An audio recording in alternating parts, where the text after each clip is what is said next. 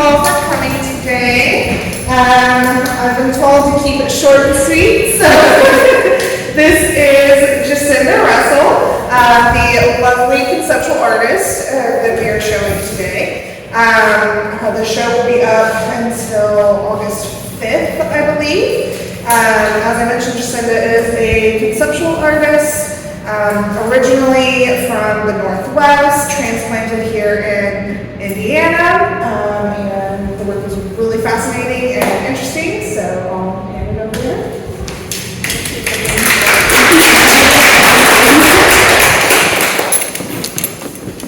Thank you everybody for coming, friends in the spring to July.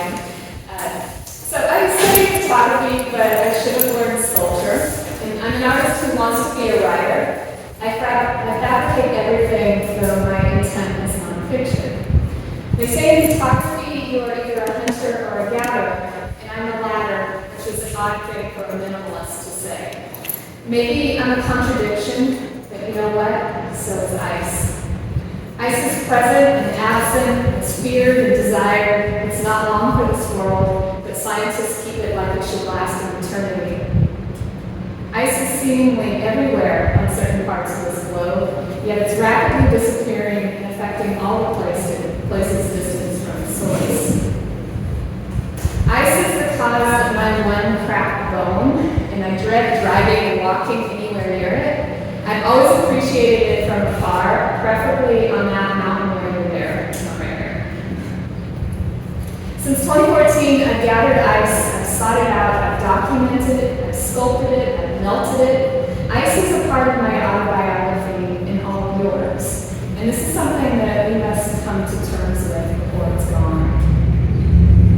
So today I'd like to talk a little bit about where this interest came from, the difficulty of addressing a global problem in artwork when I've never made anything political, environmental, or scientific, and ultimately where that's leading.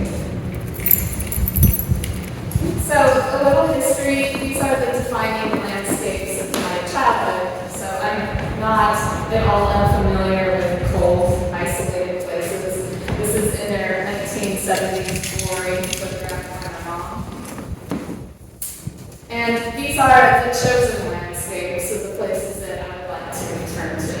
Again, isolated, and also deserts. And I think one of the most fascinating things that I found out about the polar regions is they are some of the largest deserts on Earth. So also, I found this in the archives. This is my first attempt at working with snow, and it was like a little practice run in our kitchen sink. It obviously has a lot of connotations to what I'm doing, especially here. And I was just trying to see if I could make these little snow cakes after this other styrofoam cake I made. And one thing I have to address, because it's very relevant to what I'm doing now, is I'm part of this collective, and we don't have a name, we're just kind of temporarily calling ourselves the Midwest Orphan Collective. And it's Brent Cole, Jennifer Halverson, and Jessica Calderwood. And this is one of our artworks where we take my photos and we bake them onto enamel, and then there are these blown bubbles that live over the top of them. And this is Brent's artwork, and then this is our very first collaboration, my first introduction to glass in 2010. This is Jennifer's artwork, and she is very much about the 19th century mold press. So she makes a lot of forms and then distorts them. And then this is Jessica's artwork, and she uses intricate beads, of the patterns that were important in her life. And then that's what she puts in the kiln enamel. So these are three important people that are coming in and out of my life and kind of changing the way I work, and we all work together. And they'll make an appearance throughout this. So the very first chapter of the series, Metaphorical Antipodes, this work right here is part of that. And I've thought about making art about the antipode, which is a diametrical opposite point on Earth, for a lot of years, and then I discovered this globe, and I thought, well, this is perfect. I'm going to kind of work with this idea and think about contrasting places and contrasting ideas. So I use the antipode as the place where the conditions condition farthest from here. And I searched for it physically. In some places it is the Arctic or Antarctica. In other places it's just the concept of what is the thing or the place or the condition, situation, person that is farthest from you. And I started asking this question, and one of the most interesting repeated answers that we get was Greenland. And I thought, well, Greenland isn't really that far away, but for so many people it's a flyover country, and it's a place that's kind of unattainable and unreachable. And I thought this is actually kind of perfect for my project, because when the ice shield melts on Greenland, it's going to affect places in the Midwest, most specifically those that border the Great Lakes, because those waters start to warm. So I thought, I'm going to try to go to Greenland. And I wrote a super far-fetched grant, which I got. And I went. It was a very difficult place to go to. But this was the walk on the day that I saw icebergs for the first time. This is June 30th, 2017. And I'm going to read you a little quote by Barry Lopez. I looked at the icebergs. They so embodied the land, austere, implacable, harsh, but not antagonistic. Creatures of pale light. I looked out at the icebergs. They were so beautiful, they almost made me afraid. And I hung out here for a while, and it was one of those places that you definitely look at and absorb, and it's impossible to photograph. So I was there, and then I had to catch this boat, which was essentially right over here on the other side of that. So this next photo is taken on a boat trying to get close to those icebergs. And the captain was one of, I don't even remember what he looks like, but I remember so much of what he said. And he said that you are never far from death here. And that was a quote that just really struck me. Typically when you're on a boat in the Arctic, the cliche thing to do is to pick up some black ice. You can see it dead in the middle of this photograph. Bring it onto the boat, and they always somehow produce a bottle of vodka, chip off a piece, and pour this vodka over this ice that they extracted, which I think has a lot of, I felt very uncomfortable with consuming of this resource in that way. But he picked it up, and it was not of the quality that he wanted, so he was going to throw it back. And I said, can I photograph it before you throw it back? And this is what I did before he threw it back into the sea. It's almost like it's a gift. So I take all these photos of these spaces that you see in the background, and I come home, and all of my photos are out of focus. I thought I was shooting on autofocus, and I wasn't. They were all fuzzy. I thought, wow, that's dumb. So I kind of stored that information away from me, and all the images of the landscape itself, not obviously with this. And it's like one of those heartbreaking moments that you just kind of put aside. And I thought, well, where did you go after Greenland? Well, you should probably try to go to Antarctica. So I went to Antarctica, and I find that to be one of the most magical and sublime places that I've ever seen. And it makes you feel most insignificant and small. It's astounding, it's jaw-dropping, and it's hard to turn. And I was often asked, why are you here? And there's this great Susan Sontag quote from the Unguided Tour. And it is, I took a trip to see the beautiful things. Change of scenery, change of heart. And do you know what? They're still there. Oh, but they won't be there for long. I know that's why I went, to say goodbye. Whenever I travel, it's always to say goodbye. So saying goodbye isn't always about the place I see before me, but it's about every beautiful place where I've ever lived, all those landscapes that are part of me, and it's also me running from my present. So saying goodbye to that. So how do you go to Antarctica and not take photographs that look like more National Geographic images? Well, you go take photographs that look like that. Because you can't help it. And then you bring those things home, and you start to print them out. These are all my resources, source material. And you say, I think I want to try to learn how to sculpt something from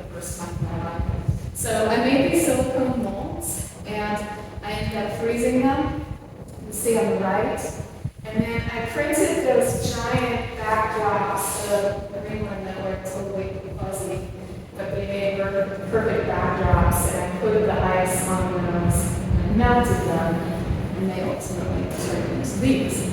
And so you can see in a lot of cases, like the seams where two images meet, you can see the puddles of where these sculptures came from, and the water rippling, and all the different color choices. And I had those molds, and Jennifer and Brent thought we need to make those into glass. And so I made these versions, and then there's also a blue version that look like this. And they are the exact replicas of this that was made into glass. In this case, this one had tops in comparison to this. This was an entirely fabricated iceberg made out of 3 different kinds. So another huge and impossible thing to document while there is this amazing thing that I saw. In 2017, the iceberg the size of Delaware broke off the Larsen Sea ice shelf, and it was named A68A. And I saw it 2 years later, and it was just this thing. You couldn't even take a photo of it, and it would be of interest. But this is the closest I could get to it. It extended the entire horizon, and it was just kind of floating around the Weddell Sea, not doing much. And we didn't hear about it for a couple of years until all of a sudden it was pandemonium. This iceberg was heading towards the South Georgia Islands. It was going to wreck the habitat there. Everything would be ruined. And then all of a sudden, we didn't hear anything about that. So about 7 months later, I asked, what happened to that? And as it turned out, right when it was about to crash onto the South Georgia Islands, it turned into a whirlpool, and it disappeared, and A68A turned into A68P, and it fell apart into the sea, and no one really knows what the last piece of that iceberg was. And I thought, that's what I can make art about. I can't make art about the big thing, but I can make art about the small thing. And so I found this satellite image of what it looked like when I saw it, and I learned how to make a silicone mold that is food safe. And thinking back to that captain and his ice that wasn't good enough for vodka, I thought, I'm going to make all of you an iceberg that you can actually consume. And I've been making these since I arrived here. I have about 16 of them. I couldn't pass them out. And they are based on this iceberg. And I love this idea of giving you something, and the idea of you taking it, you are responsible for it, but you are also responsible for it melting. And what do you do with that water? Is that something you keep? Is that something you drink? Is that something you pour onto the plant? But I'm very interested in the last of things, and whether or not that's like a virtue bit from the iceberg, or the last person who speaks a language, or now extinct species. I think that's something that I really would like to have known about.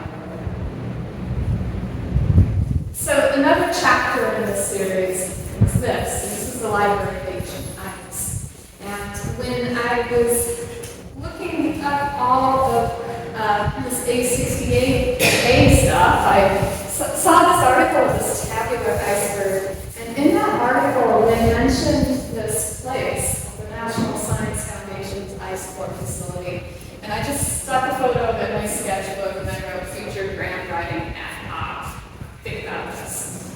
And at that time I thought, well, can I make my own ice core? And can I formulate this idea of going to visit them and making my own? And so I wrote that grant, and I got that grant. But the big unfortunate thing was I received it in March 2020. And if you think I went to the ice core facility that year, you're wrong. Then Delta came around, and I couldn't go the next year. And finally, at one point, I just called them up, and I said, can you send me a sample that's deaccessioned? And they said, sure. You just have to send us the box back and pay for shipping. So this beautiful box arrived on my doorstep, and inside were these ice cores. And that one was from Antarctica, and it was deaccessioned because you can no longer see the line, so it's just bubbled. And this one was from Greenland, and it was formed the very year Vikings landed on Greenland, 900 AD. And I did not tell them that the reason why I wanted these was that I was going to melt them. So I didn't think they would send them to me. So I got them. What I did tell them, and this was really cool, I said, I want one from the bird station on the South Pole because I'm related to Admiral Byrd by marriage. And they went, really? So I got that one. And then they just lived in my freezer in the kale and the tomatoes until I thought, it's September, I'm not going to play the graphics now. But December rolls around and I make this platform on my back deck. And I wait for it to snow. And it did that much snow in December, that much in January. And finally in February, there was enough snow for me to take these outside. And somehow the sun came up too. And so this is how I documented these on this backdrop that I waited 2.5 months to kind of form on its own. It was 18 degrees that day, and I just wanted to have some kind of evidence of them before I melted them. And so I'm doing this, and at the same time, I'm trying to make that. And my glass friends, Jennifer and Brett, we're not sure about this. And there was a lot of mistakes. You could tell that that thing on the right isn't exactly accurate. But I learned how to make fricks, I learned how to sand, and just kind of sift all of this glass. And my goal was to make an ice board. I didn't really have a plan with it until I got all of these parts and I thought, I want a sample that is the span of my life. So what you see here is 1 year of every single year of my life when I made this. And I actually called up the Mount St. Helens Visitor Center and I asked them to give me ash that I could sprinkle, and the ash is actually right here in these two from Mount St. Helens. And then each section has meaning, and every time it's foggy, it generally happens like something important happened in my life, like my parents got a divorce or something like that. Every time they're clear and they're grouped together, those years kind of run together. One of my accidents that turned out to be a really good accident was when we first put the Mount St. Helens ash in, it broke. And so that ended up being the year I moved to Indiana. The largest year is 2020 COVID. And so this piece, it was kind of meaningful in a way because it was the first time I thought, I can take this greater global, scientific thing and I can actually make something autobiographical about it. And that was a turning point for me because it has a direct relationship to these other things, yet it's also really personal. So after I made this, I had the opportunity to go, and it's a really fantastic place. When they drill all of these ice cores throughout the world, parts of them are stored there, and this was their COVID backup. They hadn't had a chance to catalog those yet, and they were about ready to send that group to some scientists on the East Coast. So behind this snow-only trash can, this is the photo booth area, and that whole thing is designed essentially on how I was using their materials behind that black sheet in their light box to photograph these. And so I'm sitting here looking at these, and I got to see some of the greatest hits in ice core. This is one of the most famous because it has volcanic ash in it that came from the volcano right next door to where it fell. This is one that scientists discovered global warming in by those bubbles. So that was probably the most famous Vostok core in the land. And this is the oldest piece of ice, 2.4 million years old, that they let me look at. And with gloves, I would touch it. I cannot help it. So I come back from this okay, those ice cores are melting. I melted those things, and what you see is 1,300 years in that tube and 1,100 years in that tube. And And there's something weird floating inside of them that I know we were talking about the other day. So it's definitely from the water from that, and it's this age. So I was taking their fabricated tubes and kind of looking at how they store things with those. So the fourth chapter is the one that I'm currently working on, and it's all of this work up here. And in 2022, last year, I had this incredible opportunity to visit the Svalbard archipelago. And it's right here, and it is the farthest north that anyone lives on the planet. So not a lot of people in like towns farther north than that, just some sporadically in Greenland and Franz Josef Land, but this is Svalbard. And I got off the airplane. This is the campground that you can choose to stay in directly overlooking the airport if you like. And this is the most famous polar bear warning sign in the world. And I took these photographs, and a couple hours later, I was diagnosed with COVID, and I was stuck in this room for 7 days. And so, that was horrible. I stared out this window. I got to look at this screen that other people could see polar bears on, and I just got to see this.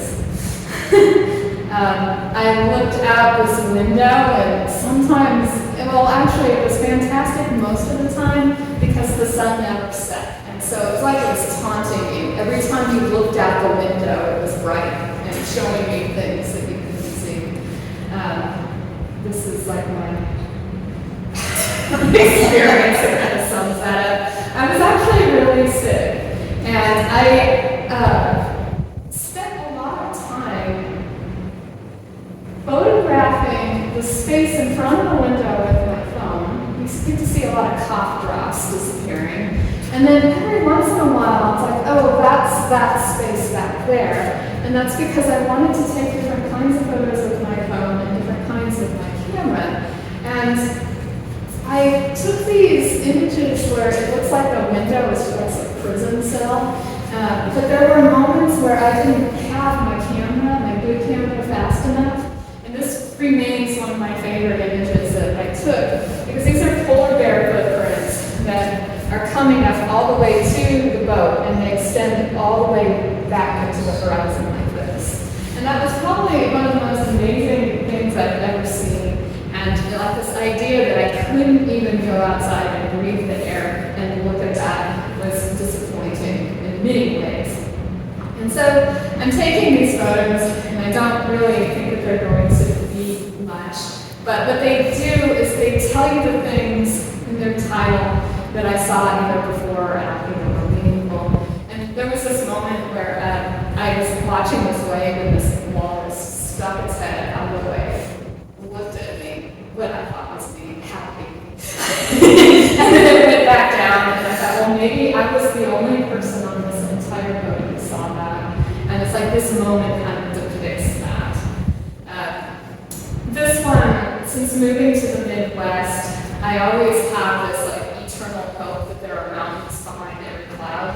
And so in a lot of ways, there are mountains behind every salt-splattered window. And it's that metaphor for the things that are always unattainable. I wanted to print them window side, so that's why they're that big, kind of in that format. So you have one incredibly crappy trip, but then you get really, really lucky, and you get to go back 5 months later, because I was a resident on the Arctic Circle, coincidentally. So I got to spend 2 weeks on the tall ship Antigua, and I got to go outside. It's great. No, only 2 of us, the 30 of us got COVID, and somehow that did not spread to everybody. But I kept thinking, wouldn't it be amazing if I came up here twice and got COVID twice?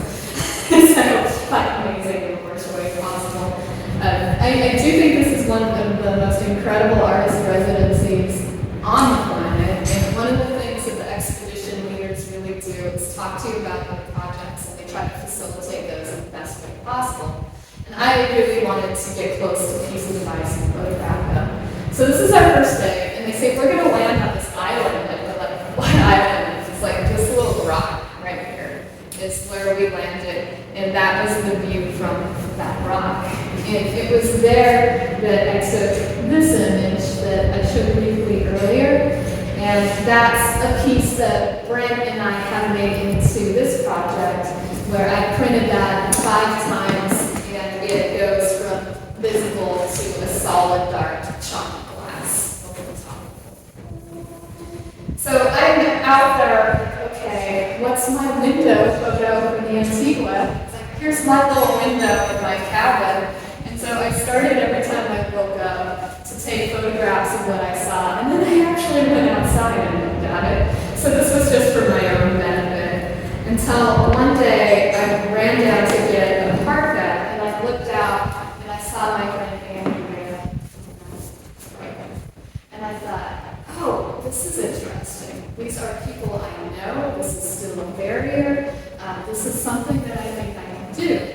And my window was directly under the ladder where everyone ascended to the zodiacs. And one of the things I really liked about this is I've always been fascinated with the old polar photographs where the negatives are deteriorating, everything kind of looks foggy and kind of out of this world. And so I had that thought in mind when I was taking notes. And this is, I can't believe no one really knew I was doing this, because I thought it was the most obvious thing on earth. And so what I would do is I would hang out in my room while there were 3 sets of boats that went to shore, and I would photograph everyone on the first 2, and then I would run up and catch the 3rd, and then I would always try to be back when they were returning. And these are the kinds of photos that I took, as you can see. My showcase became my subject matter, and I succeeded at documenting 3/4 of them, because that's about 2/3 up there. But what these really represent are these moments of waiting, anticipation, there's movement, there's stillness. It's all before and after witnessing indescribable things that will never look the same, because in Svalbard, it's where the ice is retreating faster than any other place on Earth. So it's like these are the moments of silence and pause between that. So the couple things that are in progress that stem directly from that are, I didn't always sneak photos of people, I promise. I kept looking at this window, and I really liked the way that it was almost like a mirror, holding this mirror and looking at this landscape as a reflection of us. And what I'm doing with those is with Jessica, these are her spun bowls, which are roughly the same shape as the same scale as the porthole. And we are putting my photos on them, and she is putting all of these glass beads to kind of replicate the condensation you see on that. And I'm staring at these porthole windows so often, I finally just wrote the porthole company and said, can I have one of those? And they sent me the porthole, which was pretty much an exact replica of the one in my room. And what I'm going to try to do now is figure out how I can build a refrigerated thing in between it. So I can have a room where you can look through this porthole, it will have condensation on it, and see something on that other side. The other thing I'm doing is I took all of these rocks from Svalbard that I thought really looked like icebergs, and I'm 3D printing them. I'm making them into molds, which I will then make into ice, and I'm going to show them in the gallery in glass replicas, so we'll get to see the actual ice. And the very last thing, which is something that I'm really excited about, is when I was taking these photos of smearing, I kept thinking this is a landscape that looks so much like the desert Southwest, but with ice. And so I'm making them into a big light box, and they will fade and come back. But at the same time, I'm going to compare them to some landscape photos I hope to take. I'm going to go to Glen Canyon next week and try to find a counterpart of this and have the presence of ice, which is disappearing, water, the absence of water, as a So this is like what I'm thinking about this. This is not something that I ever thought I would spend so much of my life with, but it's also the first time I get to see it all together in one space and kind of see where it's going. But I really appreciate all of you coming here and listening to this today. And if anyone has any questions.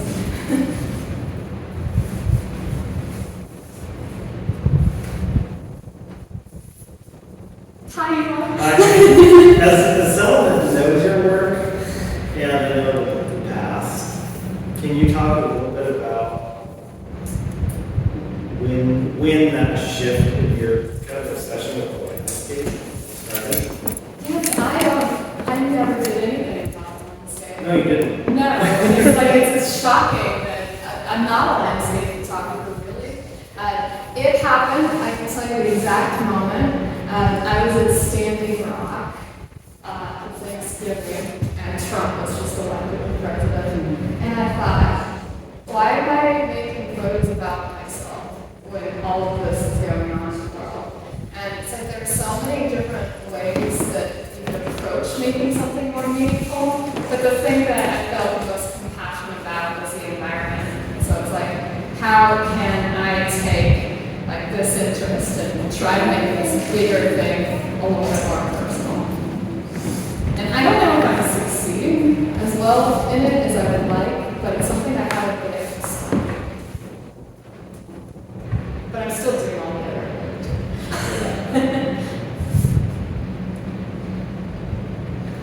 I mean, I was thinking about this question too, but I was thinking about, I'm not as familiar with your work over a long amount of time. But to me, it always seems like it's about collections Yes. of objects. And so there's something like what you said at the beginning, like you wish you were a sculptor, but like there was something already in that, like archiving before. Yeah. But like I guess when looking around now, this is still very much a collection of objects. And so like I think that's something that I've been really interested in. I'm not sure what this question is. We'll find it in a second. But it's like in terms of how you're taking like the interest in the containment of these things Yes. and turning them into an object. Well, I'm interested in storage and the presentation, and I don't think that's anything that's ever left. That's why you see those as a career. That's why you see that as this is the thing that turned, what's from that. But I think that there's a fallacy associated with this. That water's going to evaporate. That's going to be nothing. But I'm collecting it like it's everything. But I love the idea of collecting something as a photograph because it's so much easier to store than the actual collection. And then I started making these things. Whoops. But I'm really glad about that. Yeah. It's like even in the idea of the fallacy of it. I mean, that was something like I think in your other work there was like this suspension. You had like a suspension disbelief. Like you were telling us it was something. And I think that is actually also here as well. Of like there is kind of a play of like some of these are real and some are not real. Yeah. And we don't really know what that is as the viewer. Well, and that's I think one thing that I love as an artist is, yeah, all of this is real. I did go to that place. I did make this thing. I am like fabricating this for you, but at the same time, absolutely none of it is real. And I love that contradiction.